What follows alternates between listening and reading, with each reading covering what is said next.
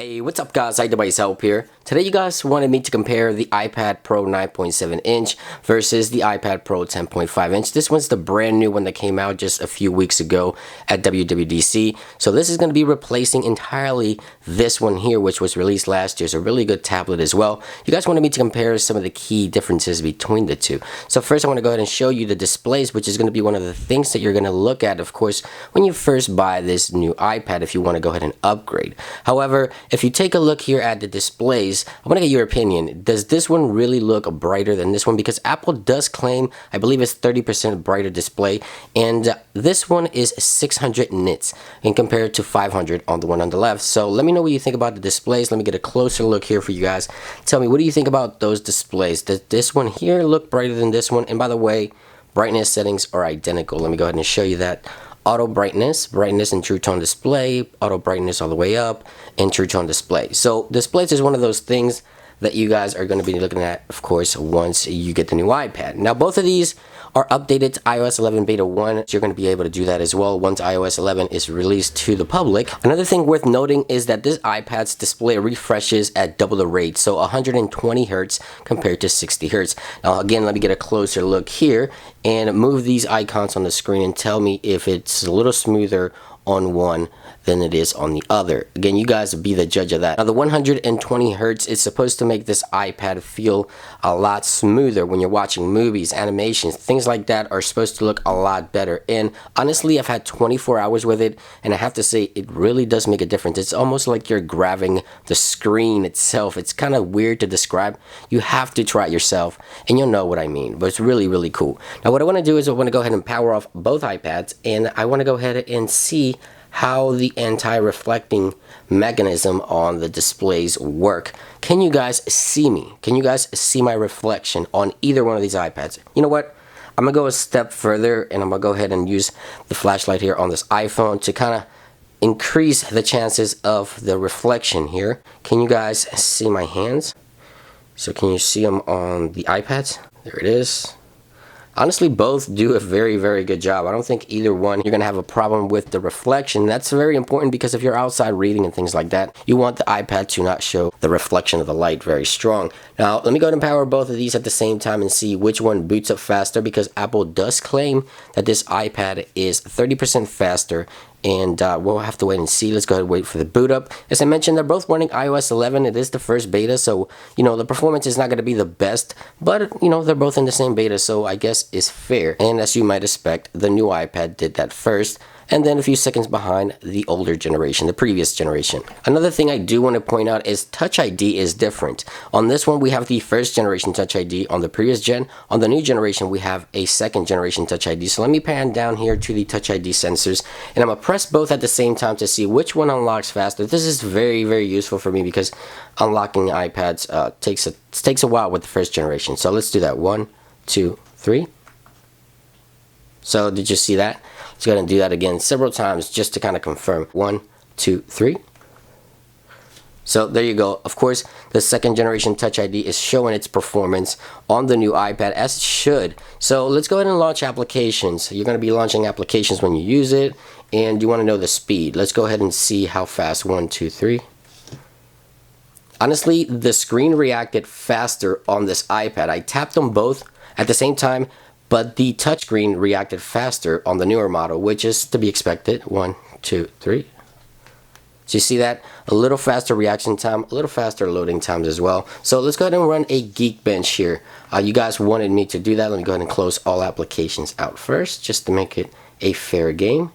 And we're going to go ahead and run a test here to see which one of these iPads performs better. I think I have an idea that this one's going to be performing better, but let's go ahead and see here. So we have the 9.7 inch display iPad Pro running iOS 11 beta 1 with the Apple A9X chip. Right here we have the Apple 10X chip. You can't see it here, but that is the one that's inside this device. iOS 11 10.5 display. Now look at here. The difference here is memory. So we have 2 for memory, 4 for memory. So we're going to go ahead and run CPU here. Now we're not going to worry about who finishes the test first. I'm pretty sure this one's going to finish first, but I just want to see the scores to see how much improvement we've seen versus the previous generation. Okay, so as you would expect, wow, look at the performance right here. Single core score 3870, and look at that multi-core score 9257. That's almost computing power at laptop level and desktop level. I mean, it's really impressive. Here are the rest of the specs. So, previous generation iPad came in second, of course. Look at the scores. Single cores 30, 34, 50, 48 on multi-core score. Here are the rest of these specs down here. And I gotta say, man, Apple is really aiming to making this iPad a portable computer, replacing many laptops out there. I see them doing that. The performance is there, man. You can almost run OS 10. Now let's go ahead and run over a few numbers here. Front-facing camera 5 megapixel to 7 megapixel. Rear-facing cameras 12 megapixel apiece. As I mentioned, Touch ID first generation versus second generation. And we also have some key differences. As I mentioned, the 120 hertz display, which makes a ton of difference when you're watching movies and TV shows. I was watching movies last night. It is incredible. You have to see it to believe it. Display resolution, pixel density at 264 on both, so everything good there. Apple Pencil support for both, iOS 11 for both. I wanted to compare the iPads here physically as well, so if you haven't watched my unboxing video, we have 4 speakers or 2 speakers on the bottom and then the lightning connection on each, and the 2 speakers on the top as well. We have the headphone jack. I know that's kind of surprising for some. So the headphone jack and the speakers on the top and power button. The cameras, which still have the little camera hump there. And on the side, we have the smart connector on each. Now this iPad, the new iPad, 10.5 inch is slightly taller. You see that? So it is slightly taller. But of course, you get a 10.5 inch display versus a 9.7 inch. Now the bezels, here is where the previous generation shines. Look how thin those bezels are on the new generation. So you can see there, that's how you get the bigger screen. So it is really nice when you're watching movies and TV shows, having that larger display. Now the Touch ID button, a lot of you guys were asking me, is it very similar to the iPhone 7? And it is like the previous iPhones, it's clickable.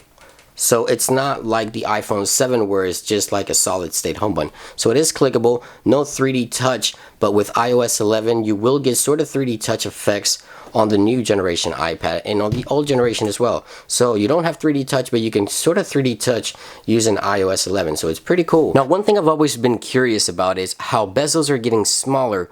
Wouldn't that affect the user experience on the tablet or the phone? Because you hold it like this, and wouldn't this give input feedback here on the screen and then it's just going to mess everything up for you? Well, it has great palm rejection. See that? That's also another thing. I've always had that question. What's going to happen when bezels get smaller and then you have your thumb and your palm resting there? So as you can see there, palm rejection is incredible on the new iPad as well. Another thing that's really important is battery life. Now this iPad here I've been using for quite some time, and from one single charge from 100 to 0, I get about 9 to 9.5 hours of battery life. And that all depends on what I'm doing, of course. So very great performance all day battery life on this iPad. Now this one, battery life is very similar to the previous generation. Even though it is a slightly bigger device, the battery life tend to be identical in my experience with the iPad. So battery life is not going to be an issue here. I don't think it will. And when it comes to value, well, right here, this iPad, when I first bought it, 32 gigabyte entry level was $600, $599 for 32 gigabytes. Now this one starts at 64 gigabytes and I bought it for $649. So $650 versus $600. You get double the memory here and of course faster memory as well. So read and writes are also faster. Keep that in mind. So it processes things a little quicker. But anyway, that about brings it into this video. I hope you found it informative and helpful. If you did, don't forget to click that like button. Much more videos coming your way. Be sure to stay tuned. It's been iDevice Help, and I'll see you guys on the next one. Peace.